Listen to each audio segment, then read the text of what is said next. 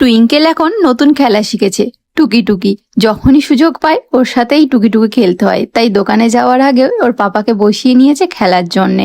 তারপর ব্রেকফাস্ট করানোর পর বেলার দিকে ওকে আমি একটা ফল খাওয়াই, তো আজকে আমি ওকে একটু কমলাই লেবু রস করে দিয়েছিলাম, সেটাই ওর ঠাম্মি ওকে খাইয়ে দিচ্ছিল। তারপর আমি এদিকে রান্নাঘরে চলে এসেছিলাম মামামের জন্য লাঞ্চটা রেডি করতে। আজকের লাঞ্চে ওকে খিচুড়ি টাইপ সবজি সিদ্ধ করে দেবো, কিন্তু চাল দেবো না, মানে ওই সব রকম সবজি একটু হালকা জিরে ফোড়ন দিয়ে হলুদ দিয়ে ভেজে নিয়ে একটু ডালটা ধুয়ে ওর মধ্যেই সিদ্ধ করে নিই সব শুদ্ধ, আর ভাত আমাদের যেটা হয় দুপুরে সেটাই ওর সাথে ম্যাশ করে দিয়ে দিই। আর খাওয়ানোর সময় একটা ডিম সিদ্ধ করে দিই, মানে ওই ডিমের কুসুমটা দিই, এখন পুরো গোটা ডিম তো খায় না। দেখো এই যে আমার রেডি হয়ে গেছে, এরকম দেখতে হয়েছে। এর সাথে এবার একটু ভাত ম্যাশ করে দিয়ে দেবো, সাথে বাটার বা ঘি। এই যে দেখতেই পাচ্ছ মাম্মামের লাঞ্চ রেডি হয়ে গেছে। আর রান্না করতে করতেই মাম্মামকে স্নান ধান করিয়ে একেবারে ফ্রেশ করিয়ে দিয়েছিলাম।